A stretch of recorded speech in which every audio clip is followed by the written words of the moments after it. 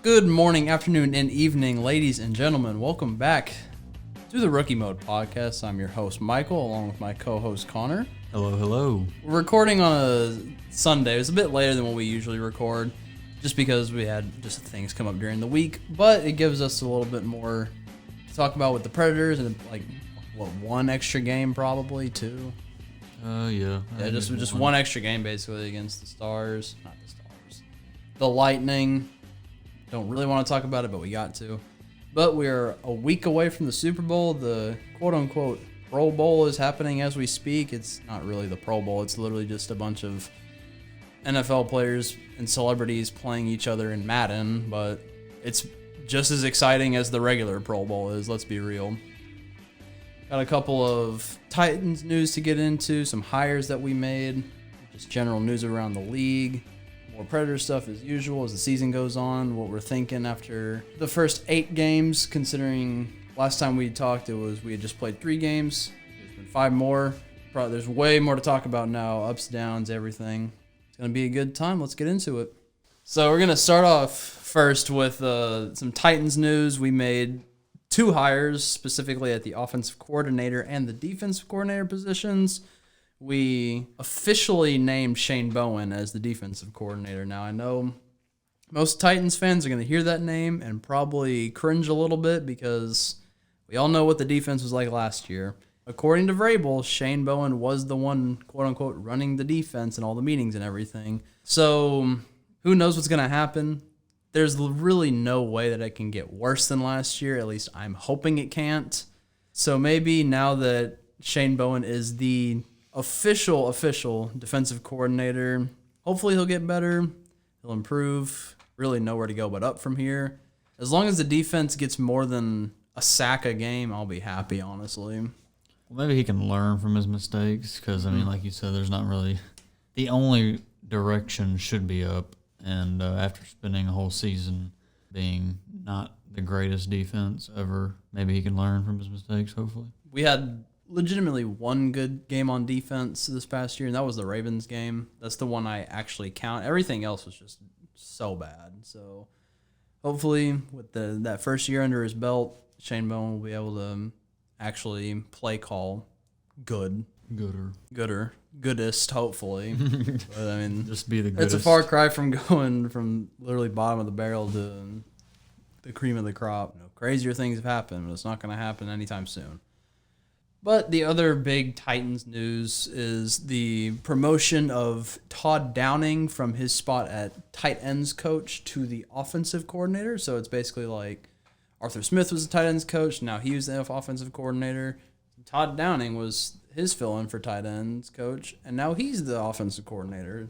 I like the hire. I like that we went from within instead of just hiring someone else, because I feel like the offensive personnel isn't really going to change much next year, hopefully.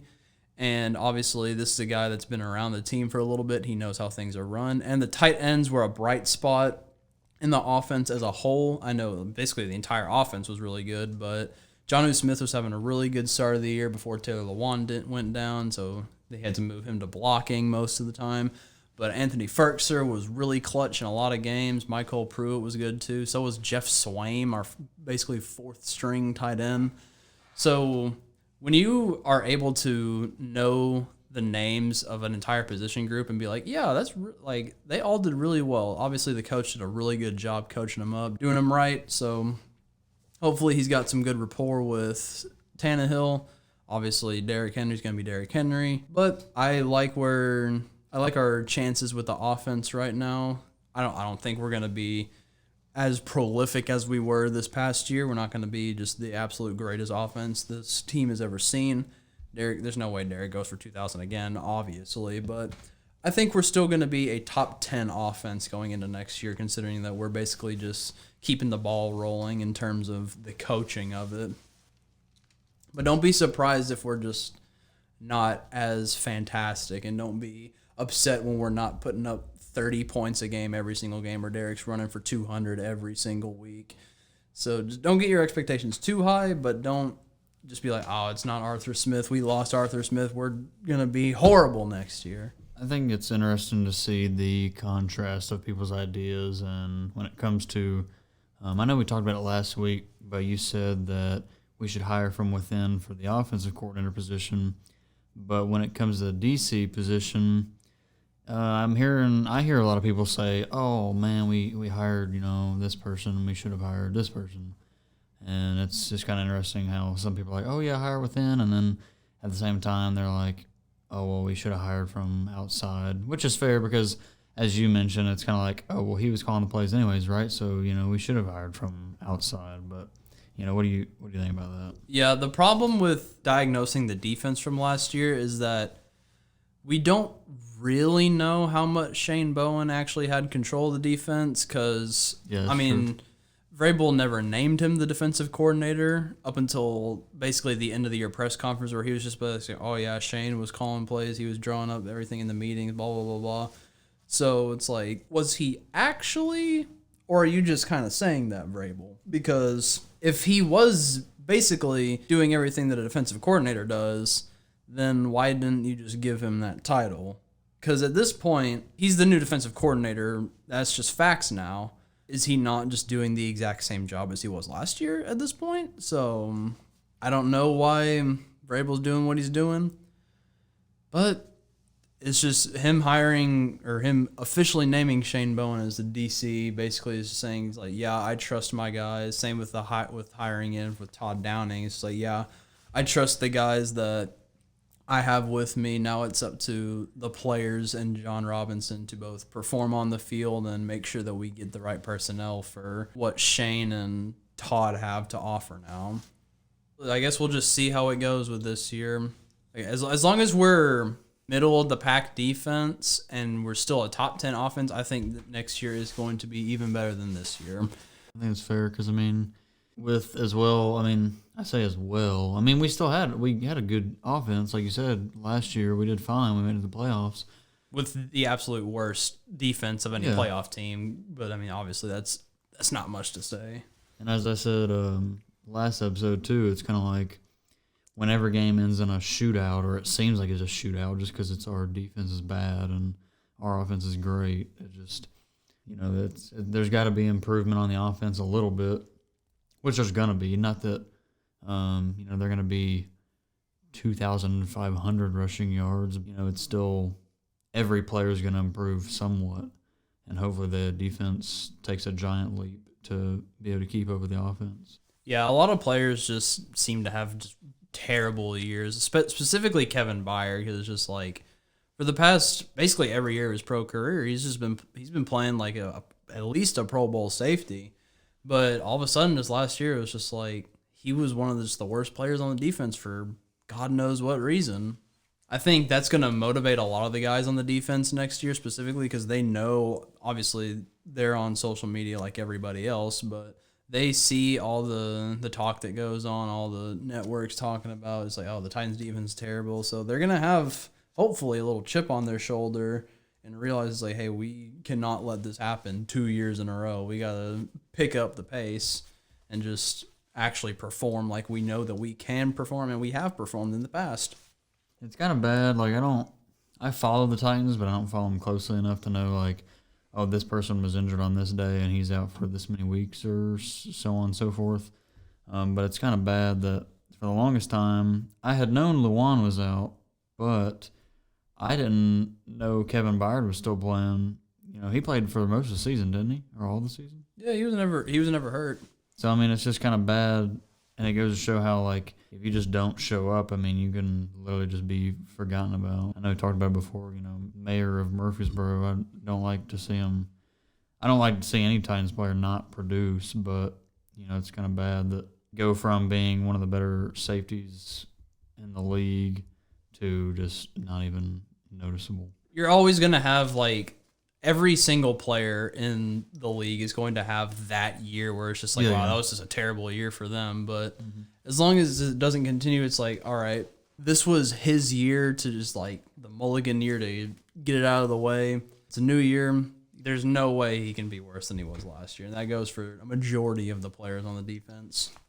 As for the kicking position, I don't know what we're going to do. I don't think we bring back Gostkowski after the year he had. He was fine the back half of the year, but I mean, like he missed like 8 or 9 kicks. You just can't do that as a kicker. Your one job is to kick the ball through the yellow forky thingy. Can't do that, you're out of a job fast.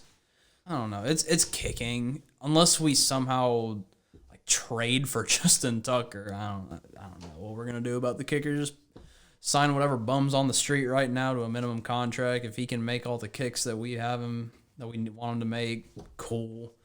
If we draft someone, cool. Kicking is weird. Yeah, kicking is weird. You basically have such a little time to show. What surprised me is kickers will miss like one important kick and they'll be cut. It's just so weird, like how necessary they are. Which I mean, I understand. It's kickers can win or lose you the game single-handedly because it's just that big of a deal. I mean, the special teams is why we lost that first Colts game. Gostkowski missed the field goal, then we shanked that punt that went like 17 yards total. They got an easy touchdown. Then the next punt was blocked. Special teams that game was a mess. It just goes to show you that it's a team game and literally every position matters. Every position is as important as the other, except for maybe quarterback.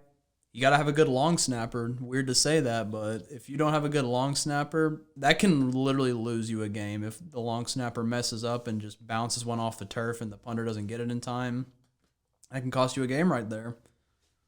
So what do we think about the Super Bowl matchup next weekend? Super Bowl 55, the GOAT, Tom Brady versus his most probable successor in Patrick Mahomes.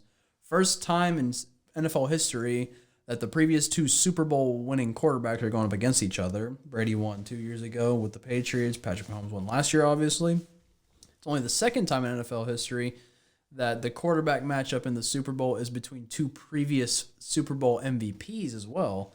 First time was the second Patriots-Giants Super Bowl in 2011. Eli Manning and Tom Brady were both Super Bowl MVPs at that point. So this is shaping up to be, by all regards, probably one of the greatest Super Bowls ever, at least in terms of storylines and talent-wise. You got Brady trying to go for number 7, which is just completely unheard of outside of the sport of like basketball. Well, I just heard about it. Shut up. But it's just completely unheard of for anyone to even sniff 7 Super Bowl rings, especially as a player. Him being 43, just wild. And then the Chiefs are trying to do what only a couple teams have done before them, repeat Super Bowl back-to-back. It's one of the hardest things to do in all of sports is even make it back to a second consecutive Super Bowl, much less win one. Only the Patriots in 2003, 2004 have done it. The Broncos back with Elway did it. The 70 Steelers, I believe, did it one time. And the Joe Montana, Jerry Rice 49ers did it one time. I don't know the years off the top of my head for those 3, but I just know that it happened. So if the Chiefs win this Super Bowl and Patrick Mahomes leads them to another victory, then it's going to be just another check mark on his excellent Hall of Fame worthy report card at this point. If he wins another Super Bowl and wins a second Super Bowl MVP in a row, I think there is a legitimate case to argue for him to be in the Hall of Fame because it's just ridiculous what he's been doing just his entire starting career. I know it's a lot of people are very adamant about not letting someone in who has barely any time really played in his career. Basically, he's been starting for 3 seasons, but you got to at least consider what he's been doing. And if he retired after the Super Bowl, would he legitimately be a Hall of Famer? You think if he genuinely retired after, like, what is this, his 3rd season? 3rd starting season, really. If he retired after his 3rd season, even though, yeah, he's 2 for 3 winning a Super Bowl in the season, do you think he would actually have a chance to make the Hall of Fame? I think he would. I think there would be some consideration about it. That just blows my mind. I don't personally think he should be in the Hall of Fame because I think you have to, as a quarterback, you have to play longer than 3 real years to make it, in my opinion. I feel like he would at least be considered by some of the. I don't know how the voters would react to that, but there would be some consideration of him like legitimately being in the Hall of Fame if he were to win and do so in dominant fashion against the greatest football player of all time. Now, on the flip side of that, if Tom Brady and the Buccaneers win the Super Bowl, I don't think there's any possible way that Patrick Mahomes can catch up to him in terms of just like career GOAT status. Like he'll always be just right behind him. He'll always be a little kid. Just he'll always be like that little brother, but he'll never really make it. It's like Michael Jordan and LeBron James. I don't think there's any way LeBron ever catches MJ, but he's knocking on the doorstep basically every year at this point. Did you get the joke? What? I said, did you get the joke? What joke? I said he'll always be a little kid. Oh, I hate you so much. This is the type of humor we have here. Rachel just asked, it's like, if Tom Brady wins the 7th Super Bowl, is he the greatest athlete the world has ever seen, basically? And I think in terms of career accomplishment solely, yes, he would be the GOAT in terms of the most accomplished athlete of all time, bar maybe like someone like Usain Bolt or Wayne Gretzky or Michael Jordan, but those like top 5 easily. But it's just so hard to answer that question definitively because football is just such a different sport than every other sport. Like with basketball, you have to play a 7-game series and you have to win 4 of them to win a series. So with like basketball, you can basically, that without a shadow of a doubt, like that team was better than the other team they just beat because they get to play each other a minimum of 4 times. With football, I don't want to say it's luck-based, but at the same time, there's no good way to play a series of football games just like back-to-back and realize it's like, oh yeah, that team was clearly better than the other team because by every stretch of the imagination, especially like last year with the Titans, like no one was saying that the Titans were going to beat the Ravens, but we did, and we did so in dominant fashion. Everyone going into that game was probably expecting a Ravens win, and rightfully so. I was confident that the Titans could win, but I wasn't just like beating my drum going, oh yeah, we're just going to smack the Ravens around like they're just nothing. And that's just how football goes any given Sunday. But when it's like the Lakers versus the Heat last year in the NBA Finals, no one really gave the Heat a chance. And that's exactly what happened. They lost players in the series. The Lakers finished them off pretty easily, even though it went to 6 games. But football is just a different beast. You get one bad bounce. It's like hockey. You get one bad bounce, the game's over. But with hockey, there's at least like in the playoffs, it's a series game or a series of games to determine a winner. And usually the best team comes out on top. Upsets like the Blue Jackets Lightning a couple years ago, those don't just happen every year. With football, upsets happen all the time. Like the Jets beating the Rams a couple months ago. No one said the Jets were going to win. They were 17-point underdogs, and yet they beat the Rams. That doesn't happen in any other sport. So it's just hard to truly gauge whether it's like, is Brady one of the best athletes of all time? Yeah. He's nowhere near close to one of the most athletic athletes of all time. Dude ran a 5.6 40 and looks like the Pillsbury Doughboy, but he's still one of the greatest football players of all time. And that's one of the great things about football. You could look like DK Metcalf or you could look like Tom Brady, and you're still considered a great player no matter what. I could probably crawl like a 4.8, 40. Yeah. If you can't run a faster 40 time than Tom Brady, I mean, I did it wearing basically what I am now. I'm wearing jeans and a jacket. When we went to the Titans game against the Chiefs last year, they had a little 40 time set up, and I'm pretty sure I ran a faster 40 than what Tom Brady did back when he did it at his combine. I don't remember what I got. Do you remember? You were a little bit faster than me. I think I was like a 5.5, and you were like a 5.2, if I remember correctly. I don't remember. That sounds I don't know. I can't remember. I want to say that sounds right. I don't know. I mean, like, we were wearing tennis shoes and jeans in the middle of November, so... And it was on, like, fake turf. Yeah, exactly. So, not the best setup, but we still both ran faster 40 times than the greatest football player of all time. We're just built different, I guess. Exactly. I think there's, like, a couple of linemen that have ran faster 40 times than Brady technically did. I mean, I'm sure he's improved that as he's aged, but, again, it just goes to show you can't judge a book by its cover, especially at the quarterback position. My official prediction for the game... This is what I think is going to happen. I believe that the Buccaneers will beat the Chiefs. I think it's going to be an extremely close game throughout the through the whole thing. I don't like giving score predictions. I will give a margin of victory just because, like, the exact score, it's so hard to predict. So I'm just going to say the Buccaneers are going to win by 4 points. Yeah, I don't know. It's so hard to tell because I've said before, I'm not really too familiar with the Buccaneers' defense, but I mean, I think obviously both teams are good enough to make it to the Super Bowl. I don't know. I think the Buccaneers win too. Yeah. I do think that the MVP is not going to be Tom Brady though, if they do win, unless he just goes ham. I think the MVP is either going to be Shaq Barrett or Devin White from the Buccaneers defense. There's something about it. Where if the Bucs win, Brady's not going to be the MVP. That's just what my gut's been telling me ever since I learned there was going to be Chiefs-Bucs. But if the Chiefs do win, it's definitely going to be Mahomes. There's no way it isn't.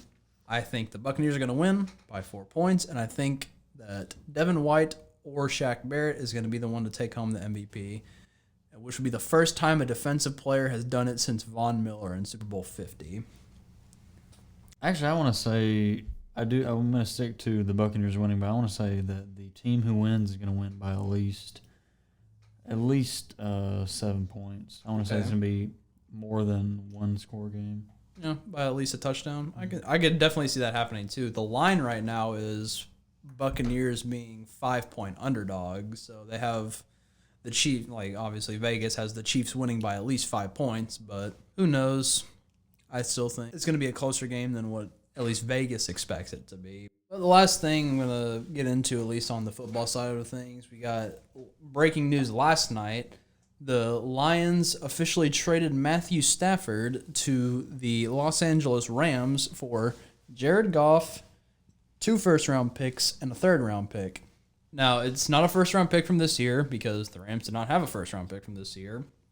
So it's the first-round pick from next year's draft and the year afterwards. So that means the last time they had a first-round draft pick in 2016 to take Jared Goff, they will not have a first-round pick unless they make another trade until 2024.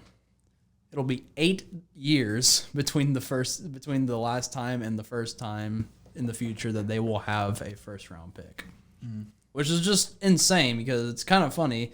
They traded a couple first-round picks to the Tennessee Titans, actually, to move up to take Goff. I think we swapped picks that draft, and then they gave us their first from next year, and they took Jared Goff in that draft. So didn't we take, like, Derrick Henry that draft? 2016, I think our first-round pick it was a big-name player. I think we took Corey Davis, I think. Let me pull that up real quick.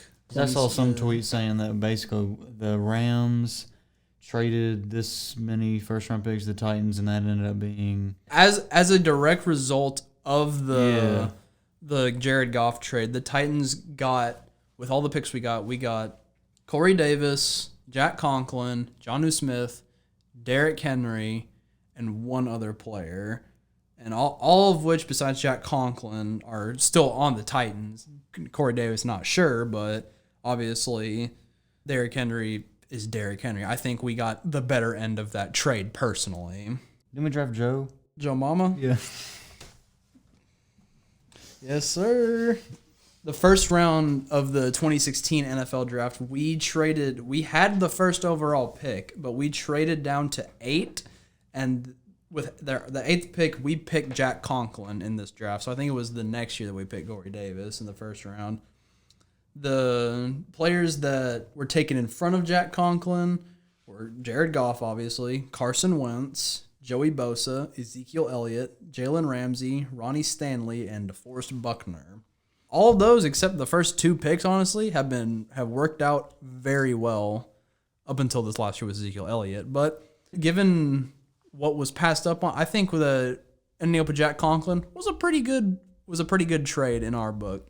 He was an All-Pro right tackle, got injured, came back, had a good Pro Bowl season, and now he's the best right tackle in the league up in Cleveland. Unfortunately, he was a cap casualty in this previous year, so we had to let him go, but he's absolutely worth that 8th overall pick. And obviously, the other players we mentioned, Corey Davis wasn't really that good up until this past year. Derrick Henry, obviously, a absolute grand slam. And then Jonnu Smith was a pretty good pickup as well. And credit to John Robinson for that one, because this was his first move as an NFL executive with the Titans. So your first ever trade in the NFL being 2 All-Pros, a 2,000-yard rusher, Corey Davis, and Jonnu Smith, I'd say that's a pretty good first move. So hopefully he can get some of that magic back for this next season, because this past season was the opposite of a good move. I made a mistake. Derrick Henry was in this draft with Jack Conklin. He was the 45th pick of the draft. It was our second round choice. Two picks behind him was Michael Thomas. So I don't like Michael Thomas, but he was the best wide receiver in the league last year. So you can find, as long as you know what you got, you can find talent at any position in the draft. Crazy things happen. You trade 2 first-round picks to move up and take a guy, then 5 years later, you're trading 2 first-round picks to get rid of him. It's just the NFL, and I think the Rams are going to be extremely good next year with Matthew Stafford. I think the Lions are going to be the Lions, so I mean, I'm sorry, Tony. There's just no hope for you. How old is Matthew Stafford? Matthew Stafford's 32. I believe he's 32. No way. What? He was the first overall pick in the 2009 NFL draft. Why would you trade 2 first-round picks for this man? Because he's still got like 8-9 years left. Yeah, he's 32. He's turning 33 next week on the Super Bowl. That's a terrible trade in my opinion. Like, I know I'm going off a hockey age, but because basically after 35 you just go down. But I mean, why? I mean, because 2 first-round picks and you're Matthew Stafford did come out and say that he's not interested in a contract extension with the Rams specifically at this point. So he has 2 years left on his deal. He's going to play that out. And if he wants to re-sign with the Rams, he'll re-sign with the Rams. I'm sure there's going to be an open market for him once he becomes a free agent, because he's still a fantastic quarterback. But if the Rams don't win a Super Bowl with Matthew Stafford, then it's just another swing and a miss trade at this point. Now that makes me more disappointed in that trade. I thought he was younger for some reason. No, he was the first. I was thinking he was like maybe in his 20s. He was the result of the Lions going 0-16 in 2008. That's why they picked him. He was the first overall selection. But yeah, the Lions definitely got the better end of this trade, but again, it's the Lions. Who knows who they're actually going to draft with these picks. But Jared Goff, serviceable quarterback. He won't lose you games. He won't really win you games, though. How old is Jared Goff then? He's 27, I believe. That's so much younger. What? Yeah, he's younger, but Matthew Stafford is 10 times better. And with just how quarterbacks, he's 26, he'll be 27 in October, Jared Goff. But just with how basically Brady, Breeze, Aaron Rodgers, Ben Roethlisberger, they're all playing into their 40s at this point, that gives Matthew Stafford probably like at least 5 more years of being an elite quarterback, in my opinion. Up until basically this year, Drew Brees was an elite quarterback, and he didn't really start declining until he was 40. So if we're just going based off of just current / previous quarterbacks' age versus expected production in the NFL, he's got 8 good years left. Now, if he stays with the Rams those 8 years, who knows? If he does, then I think this trade worked out pretty well. But if they don't at least make it to the NFC Championship, I think it's just going to be another swing and a miss trade for the Rams, considering they've given up so many first-round picks over the past couple of years that have turned into Jared Goff, Jalen Ramsey, someone else that I can't remember. Jared Goff was pretty good on my Mutt team. Yeah, well, he didn't break his thumb either, so It was the Mutt Monsters or whatever. yeah, he was the little monsters, the 93 overall. where they start off super small, like 73 overall, and then you feed them like the candy and they get super big. Yeah, Derrick Henry was one of those too. I kept that card for the longest time until I got I had the power up Michael Vick, but anyways. The ghost of Madden forever, Michael Vick. Yeah. That was back when Madden was fun. Just kidding, it was never fun. It was, I don't know. I stopped playing Madden after this year. I'm glad I did. Oh, God, I can't believe I played that game for 3 years straight. It was fun, like when they didn't. I like Madden 19, and I'm trying to think if it was 20s. Whenever they changed the challenge menu, basically the menus of to like the stars instead of Madden 19 was the last one that didn't have that. Yeah, I like Madden. You, and Luke were basically playing that like constantly. Madden 19 was super fun in my opinion. That was fun. At least Mutt wise, that was one of my favorite games. Then 20 was like they introduced a star system where you had to get a certain amount of stars, and you get like harder difficulties get you more, and then it's just like. It's just like artificial difficulty for the sake of artificial difficulty. It's not a legitimate challenge at that point. Well, what was I'm trying to think. Oh, did you just get more coins if you did a challenge on a certain difficulty, or was it just a set day? You'd get a couple more coins for increasing the difficulty, but like so that was it, though. The whole star thing, it was like you need 200 stars to get the maximum reward for this string of challenges or whatever. And the only way you could do that, say there's 40 challenges and there's 5 stars each. That equals out to 200 exactly. And you'd have to do it on the hardest difficulty no matter what. And a lot of times it was just the hardest difficulty. It wasn't like easy, pass for 100 yards before this time, medium, pass for 150, hard, pass for 200. It was the exact same goal, but it was either on just rookie mode, rookie mode, just normal mode, or just like all pro mode, which is just not it's not fun to play when it's on all pro competitive mode, because I talked about it so much. It's literally just like there's some challenges where it's like, oh, the bonus star, you gotta force a fumble on this one, but it's quite literally impossible to force a fumble on all Madden or all pro competitive difficulty. Especially when the AI, they're not as, which I think on offense there's some predictability in the AI, but like when you're trying to like force a fumble for an extra star to get as many stars as you can get. Trying to force a fumble is just not as easy as it sounds in Madden. It's just not. Exactly. You can't just press a button. And even with like hard hitters on your team, it still was difficult. So the strip animation never works. Yeah. You should just never even press that button if you're playing a Madden game ever. The reason I really stopped playing was because the music sucked this year and the card art was god-awful. The card art itself is pretty good, but they have this thing where it's like half of it's covered up by literally just a giant block of like the player name, I know what you're talking the about. team, the chemistries, the abilities. It just looks ugly. It's an ugly looking game when you look at like the menus, and it's just like most of the music was bad. I think Madden music is good when it tries to be like, what would you call it, like rap or hip hop? Or R&B? It's a mixture of all of that. I think it tried too hard to be a 2K soundtrack. Yeah, that's what I was gonna say. That's where they messed up, in my opinion. FIFA, and the only reason I played FIFA because I had Game Pass, and I was like, hey, I'm just going to play FIFA for a little bit. They got an Ultimate Team. Why not? Yeah, and I didn't play it. I just played just exhibition mode. But FIFA has some okay music, but it sounds like pop.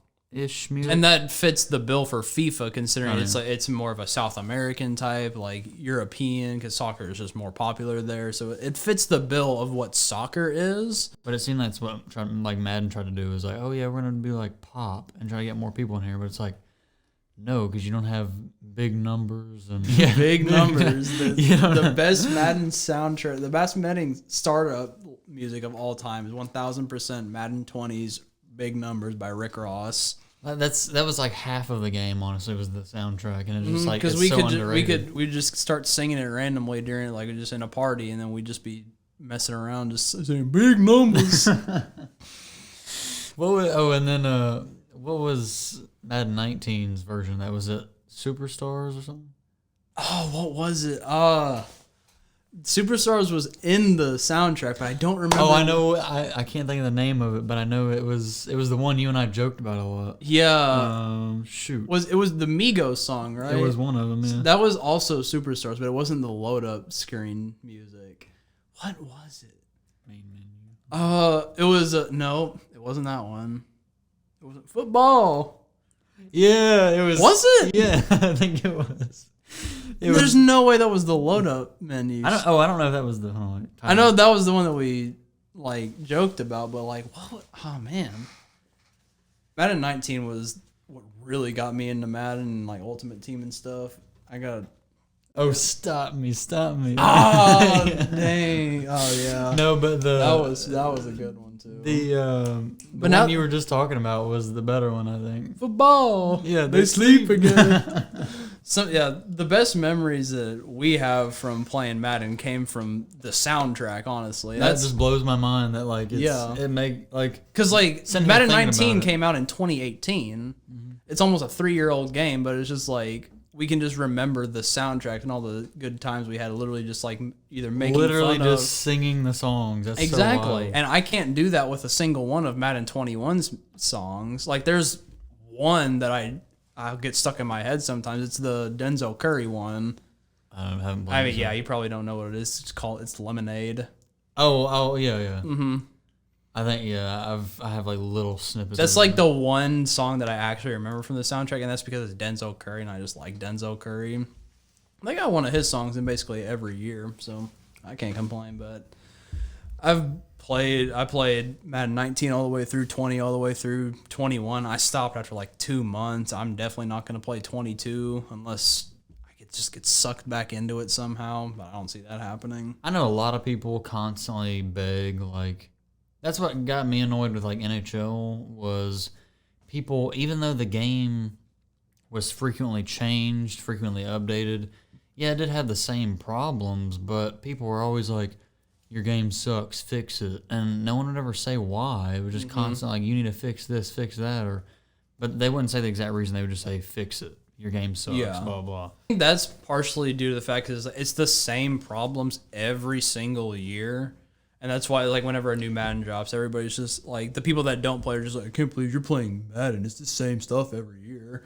But it's like, they're partially right, but the people who play it every year just like that aspect of it because it's like they can go back, they can easily just like pick up and basically where they left off. There's no learning curve to a new Madden other than learning just like, oh, like this play is good this year, this play isn't.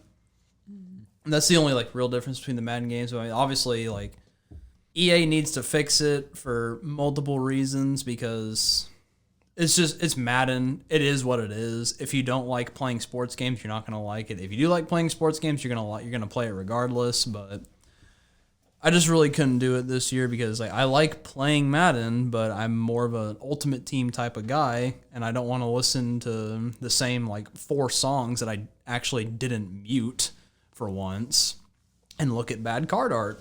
And I know those are 2 pretty small things, but when you have to, if you're playing a game consistently throughout the year, the same music is going to get old pretty quickly. Yeah, and then like I remember going back to play because I've had good NHL like hut teams in past games, and I would go back and look at my teams and look at the card I've done art. that with my Madden before. Looking back at the card art of some of those games, it was like, oh man, that was a cool looking card. Like I remember this, blah blah. And then, like you said, I looked up the Madden 21 cards, and it's like only half of the card is actually showing the player, Yeah. and the other half is like gold.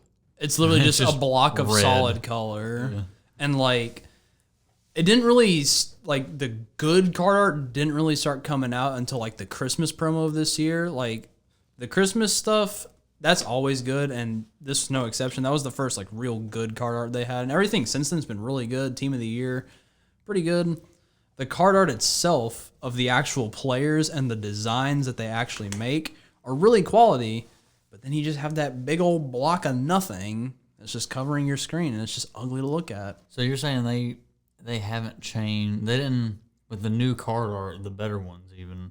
They didn't do anything with that color? No. Well, like, there's like a little bit of design on them, but it's like, it's still mostly just a block of color that doesn't really give any information, because it's just like, when you hover over it, it expands into half of it, it covers up half the card art, but then it's still just like, it's not entertaining to look at, or it's not appealing, in my opinion. That one looks alright.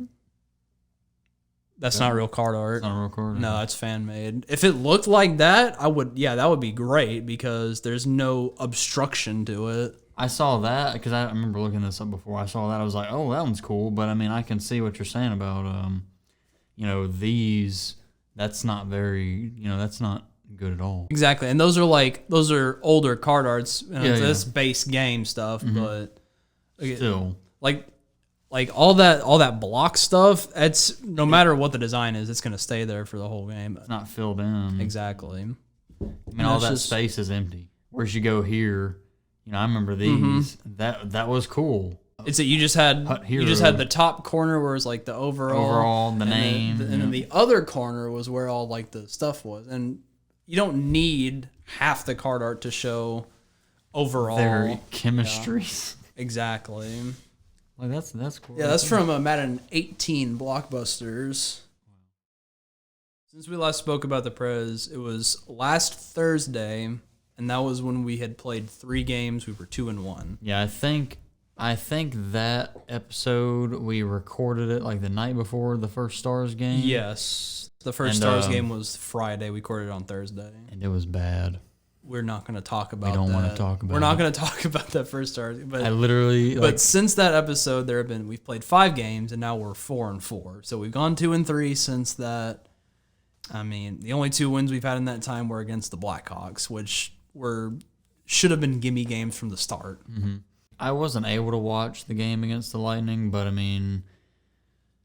Even though, the final score was 4-3, we really were down 4-2 because we scored an empty net goal, or we had an extra man because of. It's kind of like scoring on the power play without a penalty. Well, no, I just don't like to count it because I mean, when you think about it, you were down 4-2 and you had to pull the goalie to get 4-3. So credit to them for actually at least getting back into it, even though it's like somewhat of a garbage time goal, but it wasn't completely out of reach at that point either.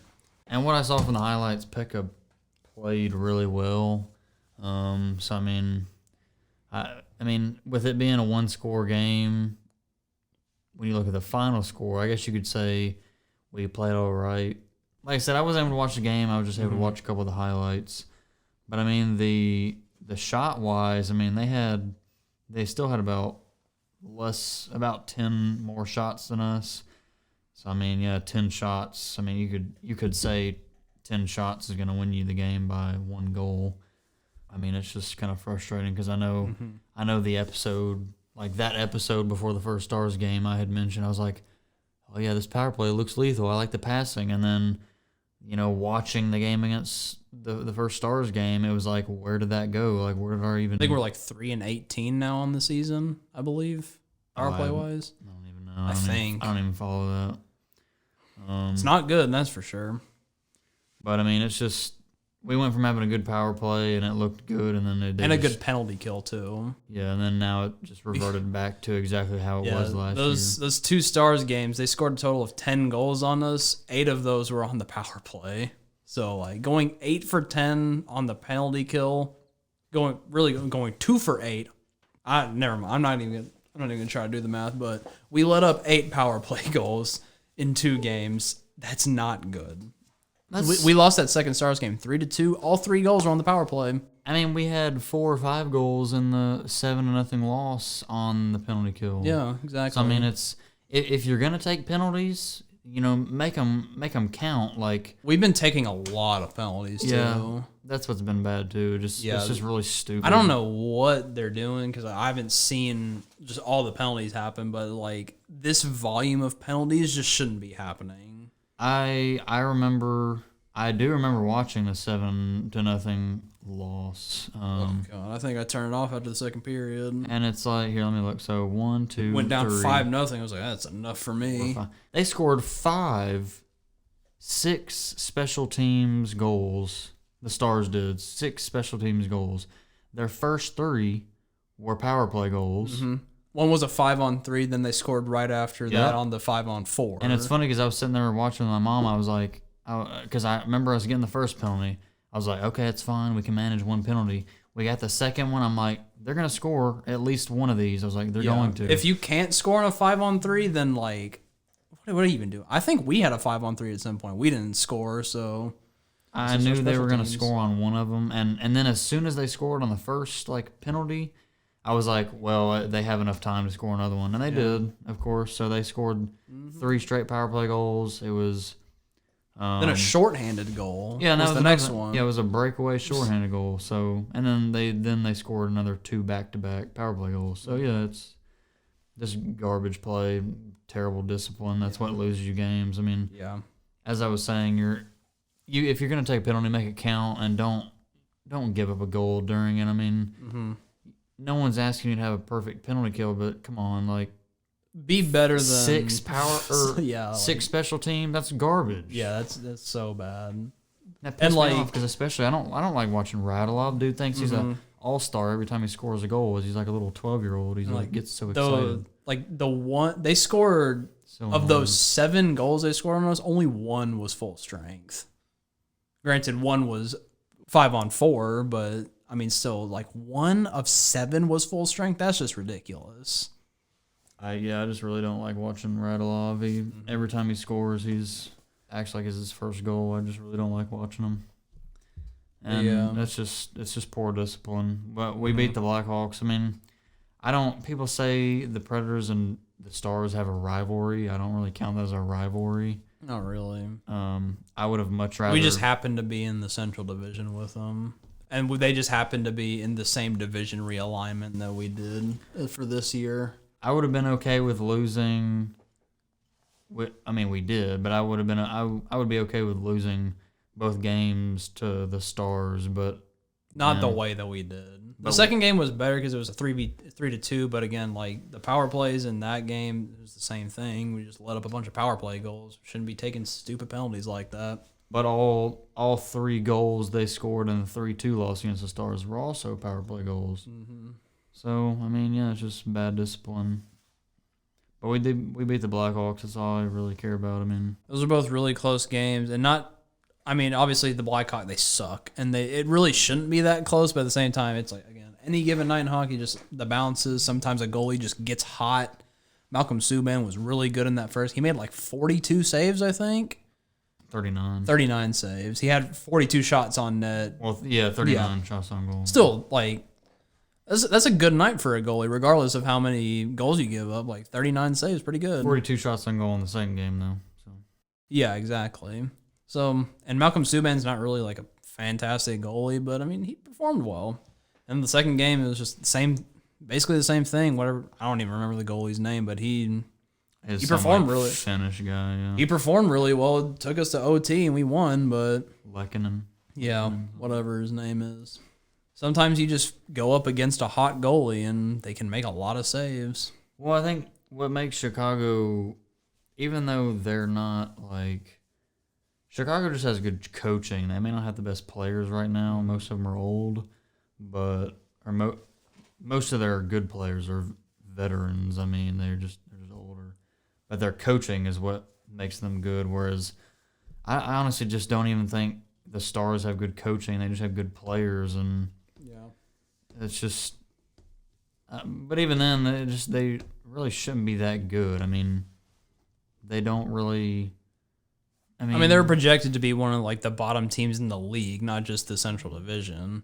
So I'm glad we got the 4 points out of them, but at the same time, it's just like we can't be playing these super close games with the Blackhawks 6 more times. I was talking about the Stars. Like, they don't. I don't know. I don't because like their coach last year was their first year of their new coach, I think. So I mean, it's just and they had a lot of stars stars. They had a lot of their top players either out or just like dealing with COVID. So it was like the first game that we played them was their first game back, and they start off their season by scoring a touchdown, basically. Well, they lost. They're no longer undefeated because they lost to the Hurricanes. Imagine. Didn't we lose? Yeah, we lost to the Hurricanes too. But they were undefeated and they lose to the Hurricanes. Yeah. But. So were we. We were 2-0. Were they 2-0 when they faced the Hurricanes? Wait, they've lost 2 games. The Hurricanes. Ooh, good, they got swept by the Hurricanes. They lost 4-1 and then 4-3. We just need to take out some aggression or built up aggression on the Blackhawks and the Red Wings. Because those should both be just like, if we don't win at least 75% of the games against those two this year, then we don't deserve to do anything good this year. I think we've always played well against the Lightning. Something about playing them, they're just not that. They're just not that physical. We're just not.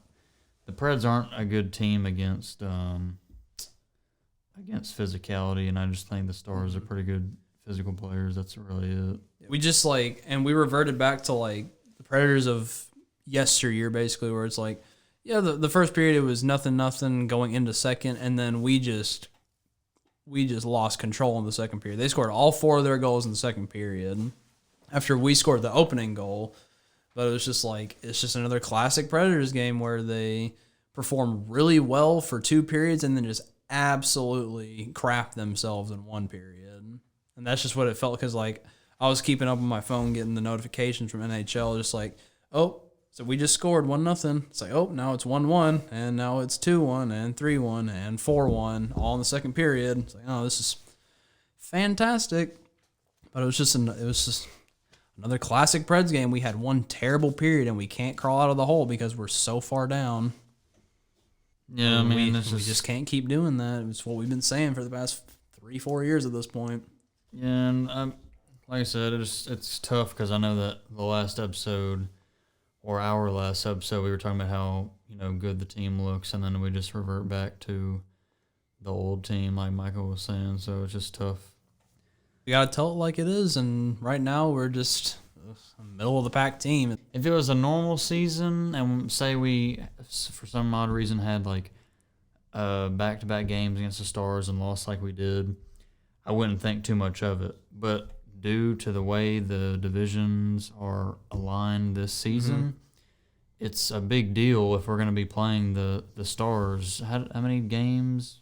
8 total against each team. We played once. We got Stars 7 more times. I mean, assuming, like, worst case scenario, the Stars beat us all 8 games. There's no way that happens, fortunately, but you never know. But worst case scenario, they get 16 points, and that alone is already what I'm thinking is halfway to how many points the President's Trophy winner is going to have. Because with us only playing, 56 games, right? 56, yes. You would expect to win, obviously, at least half your games, and then probably 60 to 75% of your games. So that 60 to 75% range would probably be where your President's Trophy winner is. And if the Stars are going to beat it, like I said, worst case scenario, they're going to beat us all 8 times. They're already halfway there, and they got to get another 16 games at least from Carolina, Columbus, Chicago, Florida. Like, really? And they have 4 times 8. They got that many games to play those 4 garbage teams. I mean, it's just gonna be a cakewalk for them if we can't compete with them and the Lightning. I mean, we just gotta step up our game. We gotta take care of business against the bottom feeders, specifically the Red Wings and the Blackhawks, and then hope that we can steal a couple games from the Lightning and the Stars at this point, because we're already down 2-0 to the Stars, and hopefully we're not down. Hopefully we can split this little road trip with the Lightning, because basically every game is like it's one of those 4-point games, because with the way the divisions work, obviously you're directly competing against each other. So in a regular season, playing a divisional opponent, it's worth like quote unquote 4 points, because you get 2 for the win, and hopefully it's not an overtime, so they don't get any points. So that's a 4-point boost up against that one team. With every single game being a divisional game, every single game is going to matter just a little bit more than normal, just because, one, you just have to make sure to win more games. You can't go on a bad stretch in the year like the Blues did a couple years ago when they won the Cup. They went on a horrible stretch like middle of the year. Then they just caught fire at the end and went on to win the Cup. But it's like there's no room for that error this year. Yeah, that about wraps it up for this week. Glad you listened. Glad you tuned in. We hope to see you back next week, unless something major happens and we just can't record this podcast anymore. Like the stock market just completely crashes and America just completely melts down and we just have no way of recording. Or a tsunami somehow. Yeah, a tsunami comes from the Cumberland River. Yes, a tsunami gets in from straight up the Atlantic Ocean, makes its way all the way to Middle Tennessee. Then you know what? It was meant to be if that's the case. But yep, hope you all enjoyed. Hope to see you back next week. This is Rookie Mode signing off for the week. Peace.